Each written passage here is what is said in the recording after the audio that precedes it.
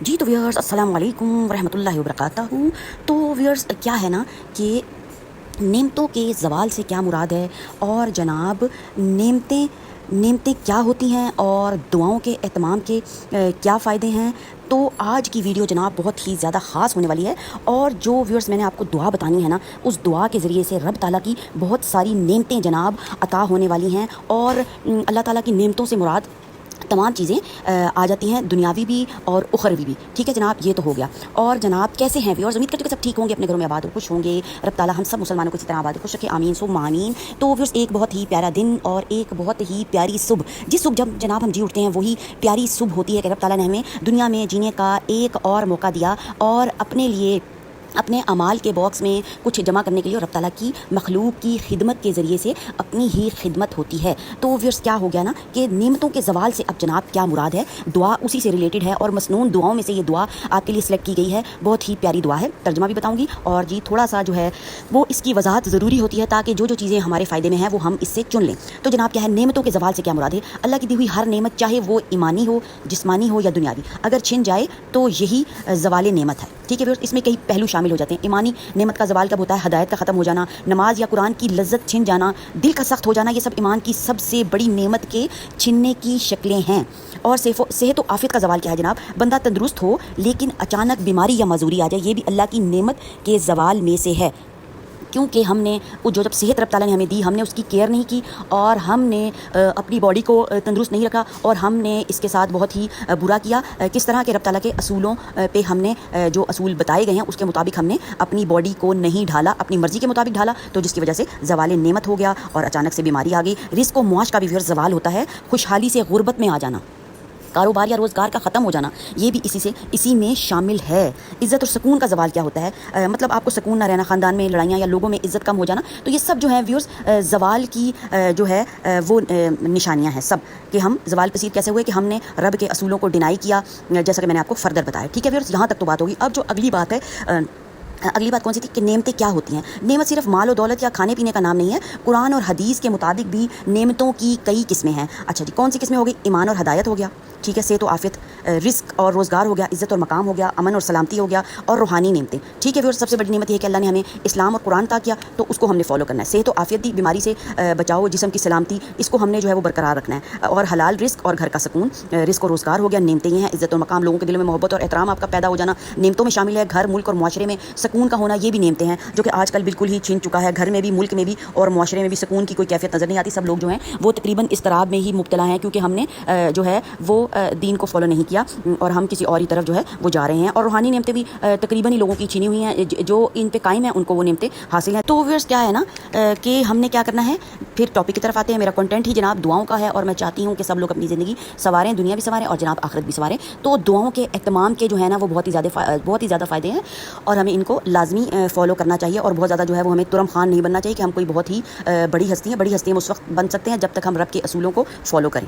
تو ویورز ہم نے کیا کرنا ہے جناب، دعاؤں کا اہتمام کرنا ہے. نعمتوں میں پائیداری جو جب تک آ سکتی ہے، دعا سے اللہ کی ادا کردہ جو ہے وہ نعمتیں باقی رہتی ہیں. جب ہم رب تعالیٰ سے دعا کرتے ہیں، دل کا سکون ہمیں حاصل ہو جاتا ہے. جب بندہ دعا کرتا ہے نا تو کیا ہوتا ہے، اندرونی اطمینان ملتا ہے. جو لوگ کہتے ہیں نا ہمیں اندرونی اطمینان نہیں ہے، اور ہم سب کچھ کرتے ہیں اس کے باوجود بھی ہمیں جو ہے وہ سکون نہیں ہے، تو وہ بھی حاصل ہو سکتا ہے. مصیبتوں سے بچاؤ ہو سکتا ہے.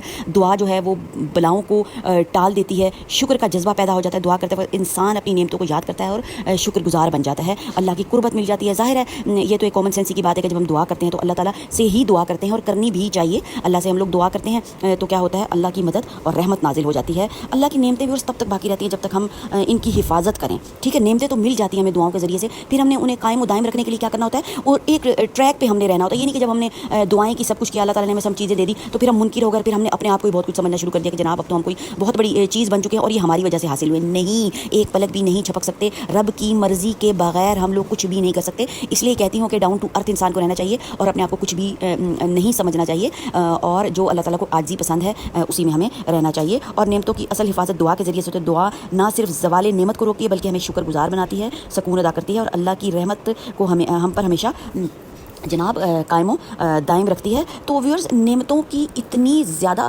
جو ہے وہ اللہ تعالیٰ نے ہمارے اوپر اتنی زیادہ نعمتیں اتاری ہیں کہ ہم سونا جاگنا بھی تو دیکھیں نا، ایک عام سی آپ کو مثال دیتی ہوں کہ سونا جاگنا بھی ایک نعمت ہے۔ اگر ہم سو نہ سکے تو کتنا جو ہے وہ ڈسکمفرٹ ہو جاتا ہے ہماری طبیعت میں، اور اگر ہم جاگتے ہی رہیں تو وہ بھی کتنا مشکل ہو جاتا ہے۔ تو کتنا مشکل یہ ساری چیزیں ہو جائیں، نیند نہ آئے یا جاگ نہ سکیں تو انسان کی زندگی مشکل ہو جاتی ہے۔ اس لیے قرآن پاک میں نیند کو اللہ کی نشانی کہا گیا ہے۔ اور ویورز اتنی زیادہ چیزیں ہیں کہ آپ یقین کریں کہ اس پہ 2 گھنٹے بھی بات ہو سکتی ہے، تو ویڈیو جناب بہت ہی زیادہ لمبی ہو جائے گی۔ سانس لینا ویورز، دیکھنا، سننا، دل کا دھڑکنا، یہ سب وہ چھوٹی چھوٹی لیکن عظیم نعمتیں ہیں۔ کتنے چھوٹا لگتا ہے، سانس ہم لوگ لے رہے ہیں، انہیل کر رہے ہیں، ایکزیل کر رہے ہیں، پر کیا ہے کہ اگر یہی سانس جو عمر بچہ جو دیکھے نا سانس ہی نہیں آیا اور اس کو کیا ہوا کہ وامٹ ہی اس کے گلے میں پھنس گئی اور سانس اندر کا اندر ہی رک گیا، استغفر اللہ۔ اور ایسا ہی ایک اور واقعہ، بہت زیادہ واقعہ آپ لوگوں کو بھی سننے میں آ رہے ہوں گے کہ جناب سانس رک گیا اور سانس میں ریشہ چلا گیا، بلغم چلا گیا۔ ابھی ہمارے ہمسایوں میں بھی ایسا واقعہ ہوا ہے کہ ہمارے گھر کے سامنے ایک آنٹی رہتی ہے، ان کے داماد جوان جہان تھا،